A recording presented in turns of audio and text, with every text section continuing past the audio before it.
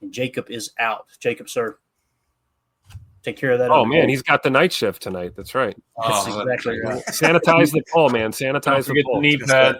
If you guys grease that thing up. If you guys easy. If you guys want to see more of Jacob, just head over to the office. Okay, he's Jeez. That's where you'll wash your hands, wash your butt, man. That's it. That's all. That's exactly right. Jacob walks in there every night and says, "You ready to go?" All right. So let's move it along here. A little Quay Walker talk. All right. Packers GM Brian Gutekunst on Quay Walker's future in Green Bay, specifically a potential fifth-year option. Quote, "There's so many edge guys that are a part of that, which drives up that number, which probably isn't great," Brian Gutekunst said at the Combine. "But, yeah, we'd like to find a way to keep Quay around here long-term, whether that be an extension or something." So what he's talking about here is when you throw the linebacker fifth-year option money in there, it's compiled of also outside linebackers in a 34 defense, which are edge defenders, which gets drove up. And it drives me insane. This is like the old – you guys remember back in the day when it was tight end and wide receivers. Tight end got a lot less money on franchise tag as opposed to wide receiver. And Jimmy Graham was like, bro, they split me out wide every play, but they got me on the roster as a tight end, so I get less money. Like, it's kind of that same type of thing. In this case, it's reverse, though. So I want to say the number is like $16 million. If you want to hit Quay with a fifth-year option, it's going to be $16 million. The way I read into this tweet here, or this quote from Goody, is we want Quay back, but we ain't touching that fifth-year option. That's what it feels like. Yeah. So I want to get your all's take on it, Amelia. Is that how you seen it too? I think that's the same way. Hopefully we get it from Wyatt so I can get those donuts. But I mean, I'm excited that Goody's looking into extending it, right? I mean, I know there's been a lot of people that are hard on Quay, but again, he's been in the system. He knows Green Bay. He knows obviously new DC, but he can lead that side of the ball. I mean, you can see him gather the guys. He knows how to call out formations, shifts, all that stuff, and having a guy that's got that kind of skill, has been around, you trust him. I think that's huge. I think they're trying to get him under 10, maybe, let's keep it a little bit cleaner. But yeah, I'd still would want Quay back. Got it. What about you, Tim? That's my dude, right? Mm-hmm. I agree with what Emilio just said. I mean, he's the green dot for a reason, right? And we can talk about him, not meeting or exceeding expectations and those kind of things, first round draft pick. But, we're 3 years removed here, and he's an integral part of that defense. I don't think that this coming season is the year to put the green dot on Edge Coop. I don't think he's that's probably do a disservice to him. I think just letting him continue to grow as a player in this defense will lead to more explosive plays like we've seen in his rookie season. So Quay's probably the dude. It's just a matter of, making this make sense, I think. And again, Goody with the comment, I don't think he wants to get in anything super specific. He's keeping all options open right now, I think. Yeah, and I agree with you on the green dot for this year, because Quay's under contract for one more year. Whether Quay's here next year or not, let's utilize the fact that he is here and he has been wearing the green dot. And he started to improve as the season went on there, especially in the last part of the year. And obviously the injury is going to set him back again. Hopefully he comes back stronger than ever and he's good to go. Yep. But I'm with you. Keep the green dot on Quay. Now, we got to talk money. We got to talk dollars and cents. Like, it's not just going to be hey, I would lock him back. But, like, what's the number? I need to know the number from you guys. What's the number that you would bring Quay back on? It can be, let's say, a 3-year deal, because a 1-year deal might just be a bridge in the gap, and that's kind of the easy way out, right? 3-year deal, how much money per year average annual value do you think Quay's worth to have him back on the roster? I've got a number in mind, but I want to get your all's take before I spill that here. Emilio, you got a number. You're playing Madden, bro. Yeah. Now listen, you're not re-signing Quay. That's a 78 overall. You mean you don't adjust the slider and turn the salary cap off when you're? What is his overall? Just so I can get an idea. What do you have him as an overall? Just so I can figure out where I'm trying to put my number here. I handle that stuff different. I try to do it realistically. So I'm the weirdo that will lower ratings to make it more realistic. I think that with his physical skill set, people look at him like an 80. You know what I mean? On Madden, a Madden rating like 80. For me, I got to be real. I think he's like a 73, 72-ish. That's me personally. So, what? And again, no, it's forget that for a second. No, I know. I hear you. What do you think Quay's worth, man? I think we could get him. 3 years. Say like 17 million, 18 million, and then some incentives. Get him up to possibility up to 30 or something. I mean, if he tears it up, give him the 30 mil. But I would say 3 years at 18, and we can go from there. So you're saying $6 million per? Is your Yeah. number? Is that right? Joe, I like what Joe said. It kind of echoes what you just said, Emilio. I'll give Quay $15 million if he gets 5 picks, 5 sacks. Incentivize it, right? Incentivize that contract. You can do that. Tim, it sounds like Emilio's at $6 million per year. What would you give Quay? That's where I was. I was thinking 6 to 8 mil range, somewhere in between. Yep. Yeah. My number was 5 or under. Like that's kind of where I got. So that makes sense. I've always been a little higher on Quay. So right. Yeah. That makes sense. And people probably hear me talk about Quay and they think I'm really low on him.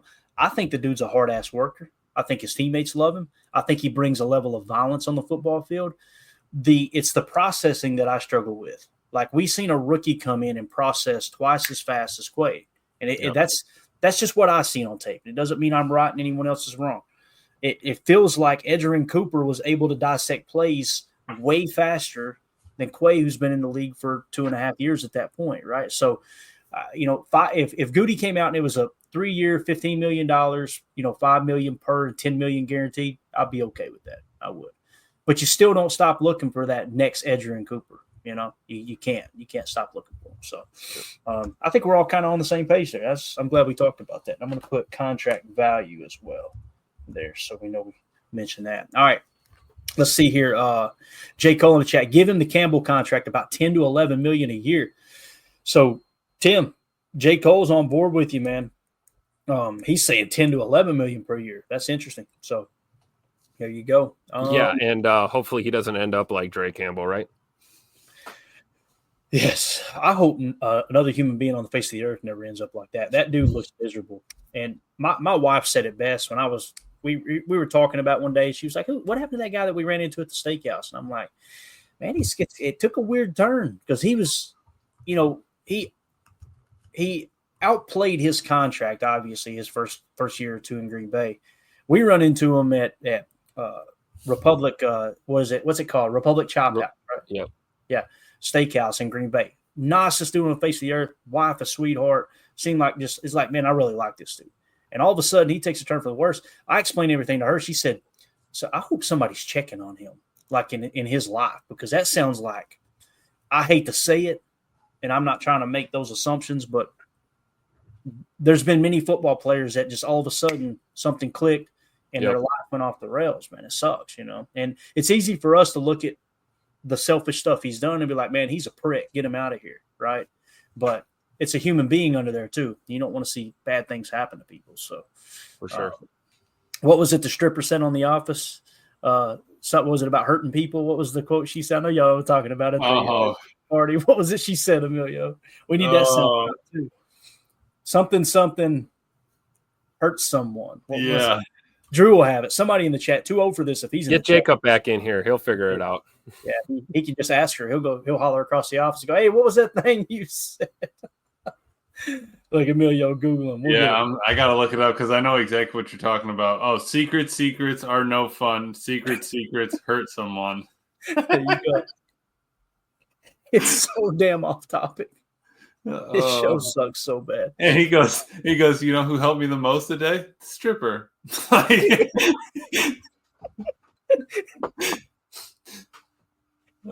he's the one I learned from.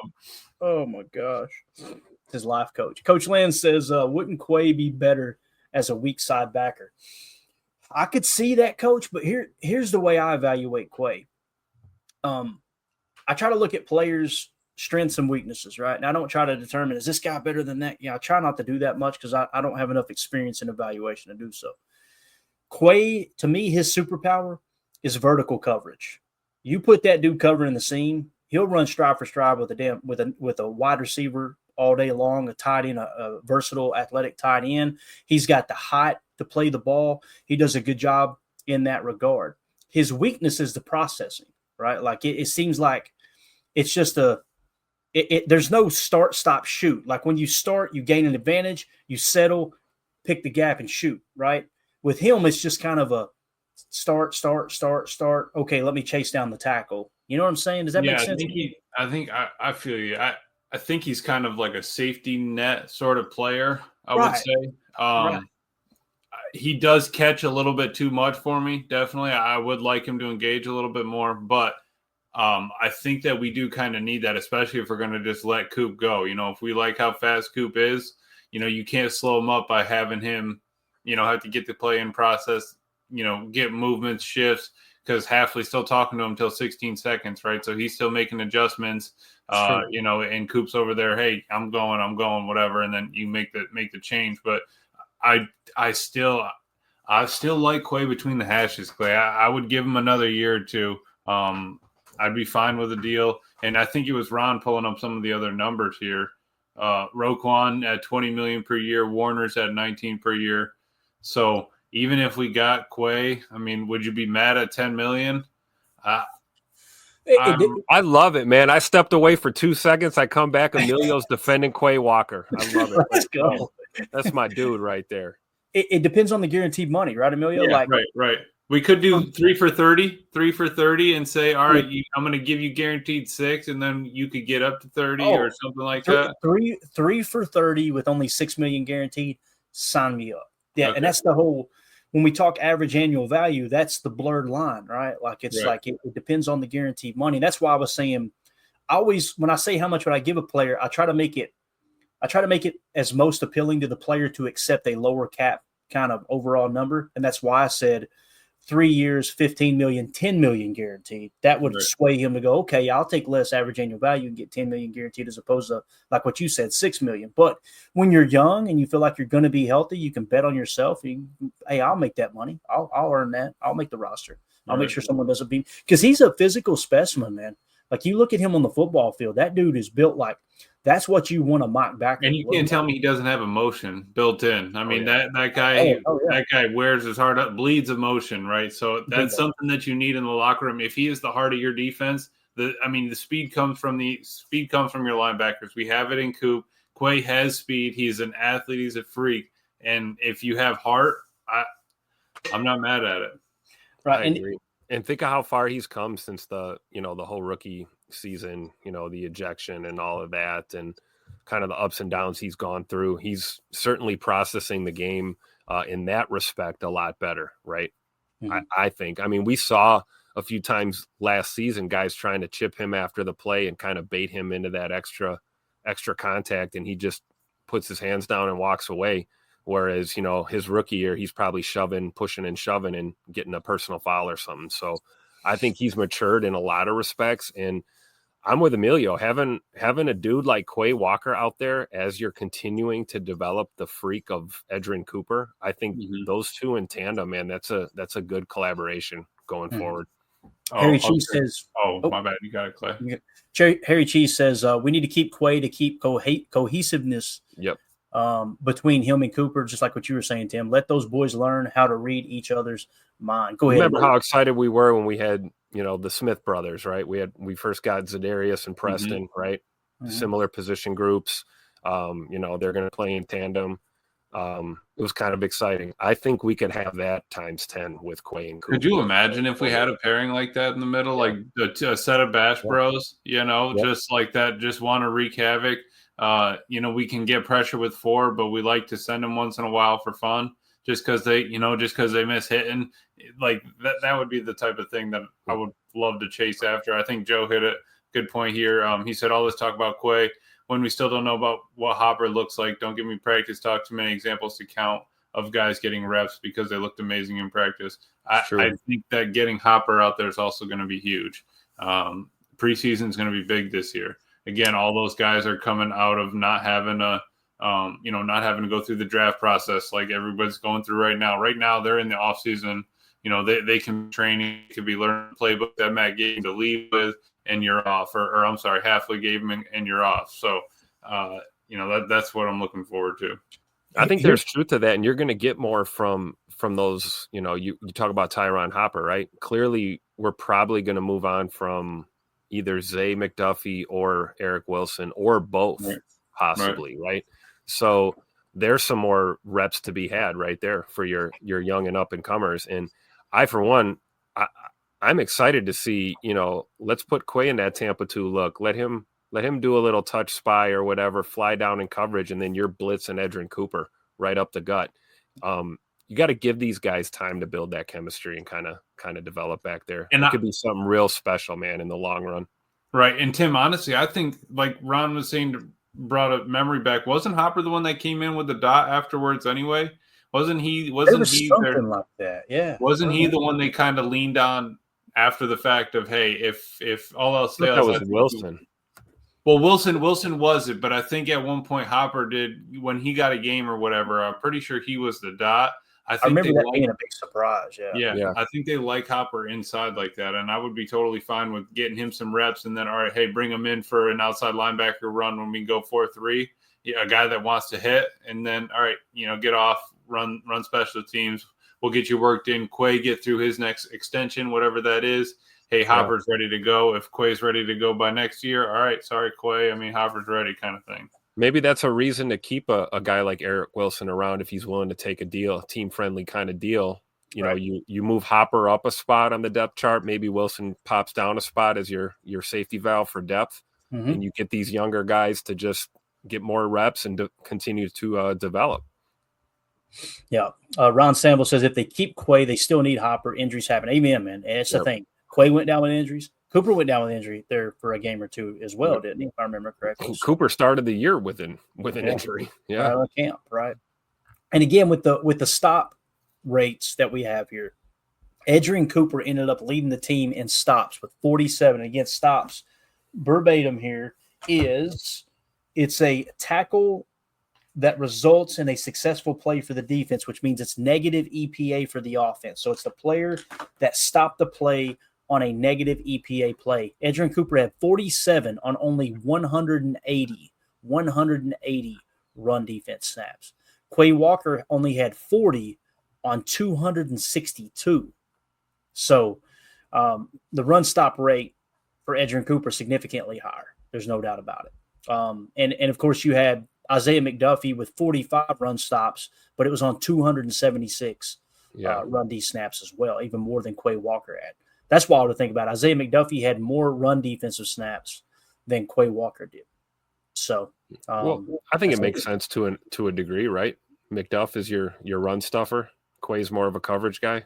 We had to kind of scratch our head and watch McDuffie trying to chase down some of those tight ends. It was kind of tough. Yeah, definitely. The other thing I want to mention here, since we're talking backer, is you're as it sits right now. If McDuffie and Wilson walk, you need two more backers. Yep. That's what you need to fill your roster out. Now, if you want to say undrafted free agents, that's cool. If you want to say, late picks, that's cool too. But imagine this. Look at what you just did with Edrin Cooper. If the right guy falls to you early in the draft and you take him and you find the next Edrin Cooper and you pair him with Edrin Cooper and Quay Walker in that base 4-3, and what if he puts himself in a position to outplay Quay and now you've got two absolute studs at linebacker? Let me just throw a couple of names out here to you. The top backers on our board, Jahad Campbell out of Alabama. He's 30th on our board. What if he's sitting there in the second round? Tim. We're going to be getting that 1,000 times on draft night live. So what if he fell to you? Here's the next one on our board. The next linebacker on our board is Carson Swisinger. He's in the 48 spot. Now, I'm not saying I like one of these over the other or vice versa. I'm just simply saying this is how our board looks right now. He's in the 48 spot. What if he's sitting there in the second or third round? Would you guys be opposed to that? I know I wouldn't. Look at what Edrin Cooper did for this defense this year. What about that other linebacker from Georgia with the same name?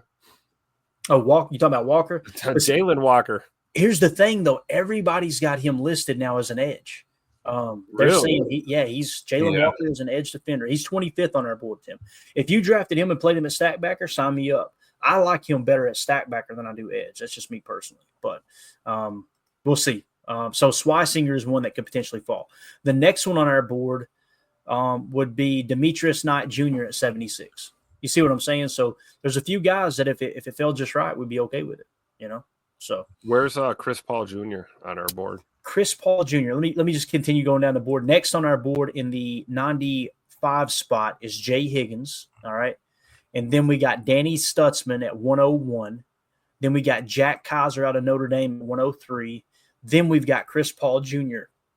at 10. So it would be 106, Tim. So we've got. That was my question. Did we have Paul higher than Kaiser?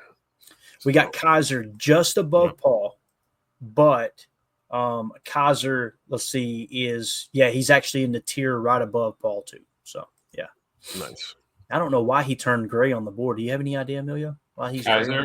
Because I just clicked on him. Okay, gotcha. Perfect. I was like, what did I do? Emilio's Here's a guy. Something up. Right on the air. I was going to plead my case. I didn't do anything. That's kind of how it sits. I was going to ask you, Anthony Johnson Jr. that's written in red there at 111. Yes. The corner. Why is he in red? Why did we do that? I did it. I did it for a reason a long time ago. Completely don't remember why I did it. So we can change him. Is it so we remember that he's a different? Oh, Anthony actually, Johnson I think I did it for Tim. To be honest, just because it was AJJ, and I think love that. it. That's as good a reason as any. I promise you. All right, let's see here. What else we had on Twitter? We probably won't be able to get to everything because we're at the hour 10-minute mark. Here we go, Tim. I'm going to let you lead the talk for this right here, man. If we go over to X, it was Vic Taffer. He's got over 100,000 followers. He covers the Raiders. Could you read this for everybody here? The Las Vegas Raiders plan to extend Max Crosby, plus more takeaways from the NFL Combine below. So in other words, guys, we're not trading for Max Crosby. Sorry. That's what I was waiting. Sorry. All that talk. All the internet specialists were now. Here's the thing. They were incorrect. Same thing with Ja. Someone said it in the chat.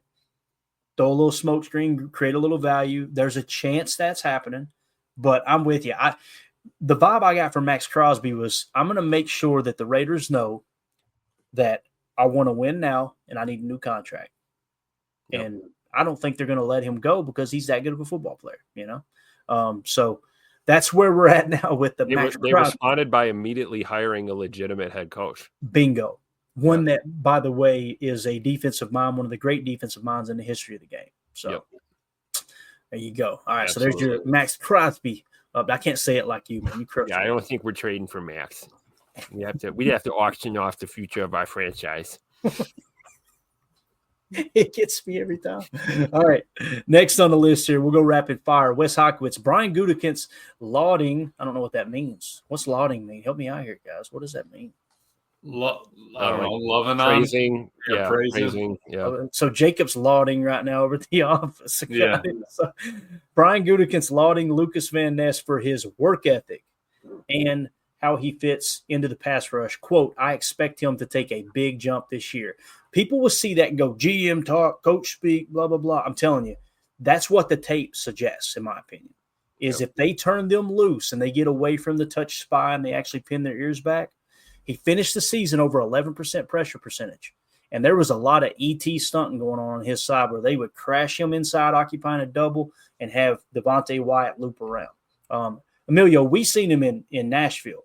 That dude, when he gets to the quarterback, he gets there violent, bro. Mm-hmm. I thought he killed Will Levis right there on the field, man. Absolutely. I mean, he plays the game with speed and violence, and then you see the dude walk into the bus afterwards. It's like, he could just run me over, no problem. It wouldn't even be. It would be not even know that he did. Yeah.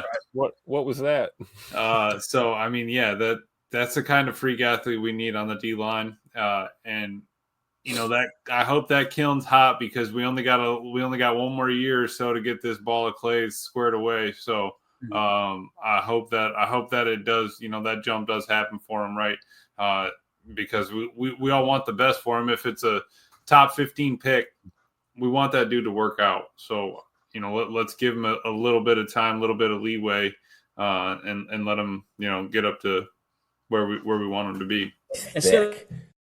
Switch defenses. You went from a 34 to a 4-3. All of a sudden, now he's going from a stand-up outside linebacker to now he's got his hand in the dirt. And what was he in Iowa? 4-3? Like he went 4-3, 3-4, 4-3, up, down, over. He played a lot of 4-eye. What I noticed on college tape was a 4-eye bull rusher, inside rusher type guys is the way it looks. So they've asked him to do a lot of things that he didn't do coming out of college, and maybe they're trying to find where he fits, But I do know this: last year they traded Preston Smith because they felt like, all right, LVN needs more reps. Right now they keep that heavy rotation going around Brenton Cox Jr. and all that. If you had to put the pressure on me right now and say, is he a hit or a miss right now, Clay? He's definitely a miss right now, in my opinion. But you don't consider people busts after 2 years. Like, it's some of these guys in year 3 thing they'll take off, Devontae Adams is the guy we always talk about. If the things that people are saying about LVN right now, things that people are saying about Dontavion Wicks right now, you just got to move on, cut him, trade him, blah, blah, blah, whatever. That's what they were saying about Devontae Adams. Devontae Adams was horrendous with his hands. And then he turns into what I think will be a Hall of Fame wide receiver, right? So I know it's 2 different positions, but again, the way the rookie deals are structured too, this isn't hurting you with LVN. Like, it's not like, oh my God, we got $13 million tied up in a guy that's not producing a lick. He's doing exactly what they asked him to do. If you watch the pass rush and what the play calls are, you'll see him ETing a lot. And on top of that, he's still getting over an 11% pressure rate. You guys want to know, again, TJ Watt, 10% pressure rate last year, by the way. Right? Somebody spelled it perfect. Max Crosby. Right here, look, Greg Rice. Max Crosby. His was less than 11%, if I remember correctly. I'm pretty sure, because we've done a rundown.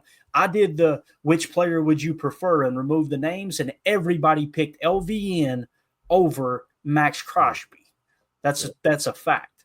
So, and it was all over his tape, man. We were breaking down tape from Iowa, man, and like he was bull rushing, being violent, like you said, asked to do a lot of things in that defense, whether he's down or he's upright, inside, outside. I think he's doing the same thing. He's been doing it consistently at the pro level, and he's just, trying to find his stride. I think this could be a huge, huge jump for him this year. I agree with Goody for sure.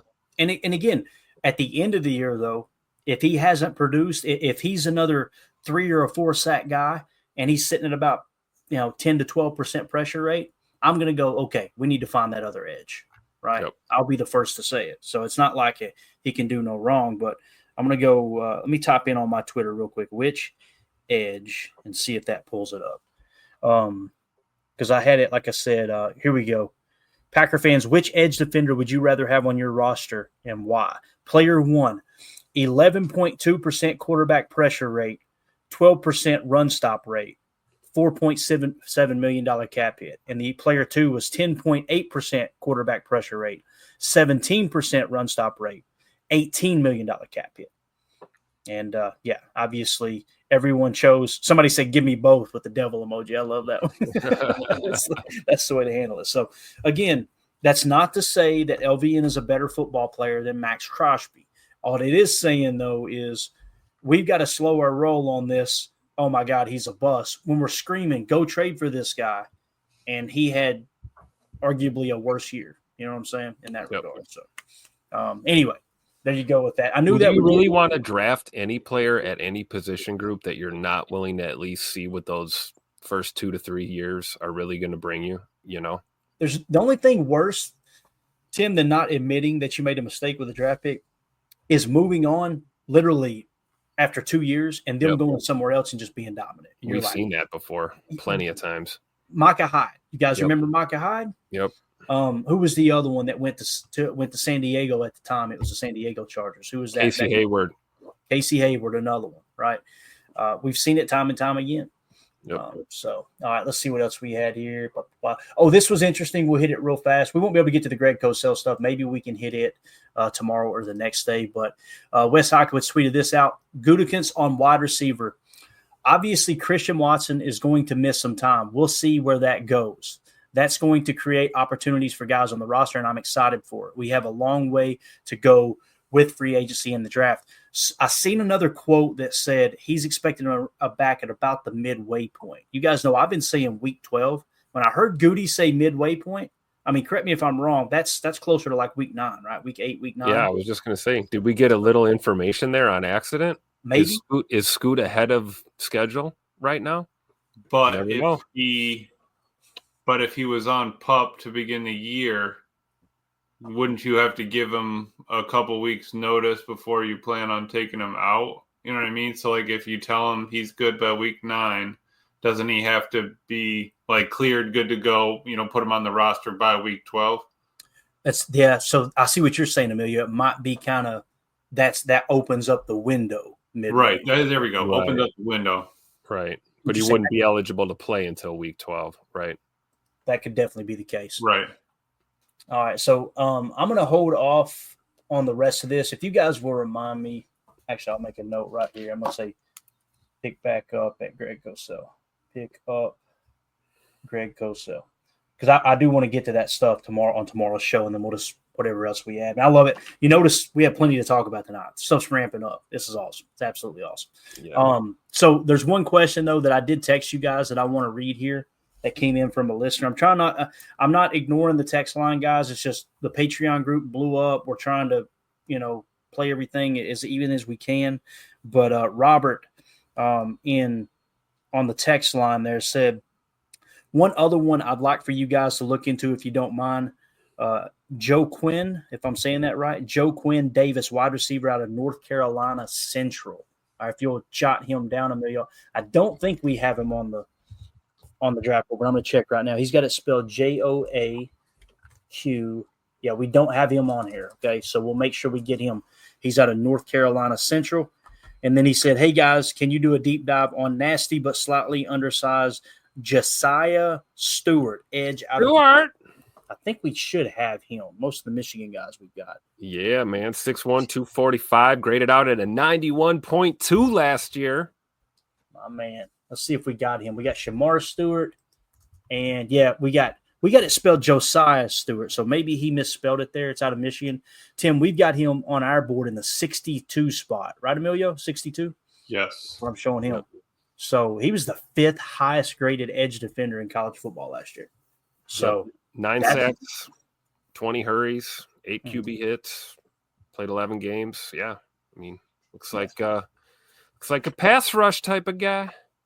So I was reading there when you were listing off his measurables. How undersized is he, Tim? One more time, man. 6'1", 245 pounds. It's going to be 22 in few months. I mean, he's a later pick, so maybe Goody will break the threshold and go with someone like that. You know what I mean? I could see it, but it's I could see it being a possibility with him not being. If it's a first round pick, no way, no how, ain't happening, right? He's right. His first round picks are designated to those perfect. That's just another point to how deep this D-line draft is, though. I mean, dude, we haven't even really talked about, but he's sitting 60th on the board, basically. Still behind all those DTs and edges. I think that's just crazy. Yeah, definitely. Yep. Chuck Jaggers in the chat says, question of the night, you guys still look for green beer on St. Patty's Day. When is St. Patty's Day? It's coming up, right? When is that usually? What, 13th, isn't it? March 17th. I usually have a green beer right here on the show on St. Patty's Day. Nice, Tim. Just a little drop of the green in there, right? So we just do Irish car bombs. That's all we do all day long. Explain to the folks what the Irish car bomb is. The Irish car bomb, you pour the Guinness in, and you take a shot of Jameson, drop the JMO inside the Guinness, take the shot. Oh man, we'll do some when you guys come up for the draft. It'll be fun. Nice. I've got what I call an Irish redneck, where I will pour a beer right in a glass, leave a little bit at the top, and drop a double shot of Jameson Irish whiskey in it. Boom. Nice. Actually, I switched to proper 12 when Conor McGregor bought that label or started that label. I think he's since sold his share. But yeah, so I will have what I call a redneck Irish or Irish redneck, however you want to word it. So let's go. Double shot of tequila and a beer. Next thing you know, I'm on the couch and Mandy's pissed off and I don't know what happened. That's what happens there. So, Emilio, you got anything else, man? Anything else? Yeah, pull up the board real quick. I'll just show you the hometown hero, the boy. Scroll down to 190s for me. What do we got here? He's not on PFS board. He's not on consensus big board. He's got the bull, Sean Dolack, the linebacker out of UB, University of He's got Buffalo. the bull. So hold up, let's show these folks here. So you did the horns, right? The Oh yeah, he's got the horns. Yeah. horn emoji here, guys. See it? Texas doesn't get it. Nope. I'm sorry. Yeah. So Sean, he was in 2022 54th best linebacker. 23 he was hurt. And then in 24 this past year he was the top 3 linebacker, and he led the. Let's see. Hold on here. He's led this year. He started all 13 games. He led the nation in school record with 168 tackles, 18.5 tackles for loss, 6.5 sacks, 5 picks, 5 pass breakups. Obviously, it's in the MAC, but it could be a sleeper. Oh, I'm sorry. Consensus did have him 335. Yeah, just a sleeper. I thought I'd throw it out there. Got it. If you guys are wondering why he mentioned that, right? Tell him why you mentioned. Oh, so I went to school at the University of Buffalo. So Khalil Mack, Starks, Sean here, whoever we can get. So that's why you took the horns away from Texas. I get it. I love it. I was trying to stall a little bit here because you think he's lying, right? Y'all think he's lying here. Look at this. I got an image to prove it. We got proof. Look at your boy here, Emilio. Y'all think I got an image to prove it. Y'all think he's just another pretty face. Look at my man out there on that lacrosse field. That was high school. Okay. All right. That was the article when you signed with Buffalo. Right. Yeah, exactly. Yep. I have my Twitter background, I think, is me playing lacrosse at UB. But yeah, man, it's a fun time. I just figured I'd give a little respect to the hometown. I've got the picture of you when you signed. You look like you're 12 years old going. Yeah, I'm good on that. So there you go. All right. Look at this. They dogging you. Greg Rice said, did he skip leg day? Yeah. Back in high school, 100%. Wow. 100%. Sit your butt outside. Greg Rice, we're going to need you to send pictures of your legs. Okay? Please don't. Please do not. Please do not text that to Emilio's number at 865. No, I'm just joking. So, all right. Anything? Yeah, I agree with number one Packer. Nah, he got them soccer legs. So, yeah. Now, I had the baseball legs. A year or two later, tore the ACL. Then it all started. I should have hit the squats. I should have been doing 500 pounds like Jalen Hurts. It just didn't get around to it. Love it. On my knee. I've got the baseball legs, man. My brother used to refer to them. If you got kids in the room, ear muff it real quick. He'd say, "You and them bitch ankles." That's what he'd say. God rest his soul. All right. Anything else we got, boys? Anything at all? No, good to go. We're back tomorrow night, right? Back tomorrow night, 7 p.m. Central for PTA Live, and then we will go morning show Thursday, no evening show Thursday. So, yes, we will be back tomorrow night, 7 p.m. Central. Tim, thank you for the reminder, sir. Sounds good. All right, that's it. Appreciate you all's time. Everybody in the chat, thank you all for hanging out with us. This was really, really, really good time here. Trying to see. Okay, yeah, I think we covered everything. We'll pick it up tomorrow. Awesome. So if you would hit that like button on the way out, feel free to subscribe if this is your first time hanging out in here. I see we had an Eagles fan in the chat. Love the fact that we're still on your mind there, bub. Y'all have a wonderful offseason there. Congratulations on the championship. Yeah, and all that good stuff. So everybody in the Patreon group, special shout out to you guys. I'm going to get everybody information on whether it's going to be a Packers Hall of Fame tour together we're going to do at the draft, or if there's somehow, some way we can pull off a stadium tour. Stadium tour looks very, very, very unlikely, though, because no one's going to be able to book group setting stadium tours. Now, if they do have it open and you got a ticket to the draft, we can say, hey, guys, let's meet up here at this time. Let's all walk through together type thing. I don't know exactly how it's going to work, but anyway. All right, Joe says White House just put out a proclamation that this show sucks. It does. If you guys think this show sucks, hit that like button for us on the way out. All right. We'll see y'all tomorrow. Everybody have a good evening. No more rigged sheet guys. All right. See y'all later. Appreciate y'all. Let me go. Bye, guys.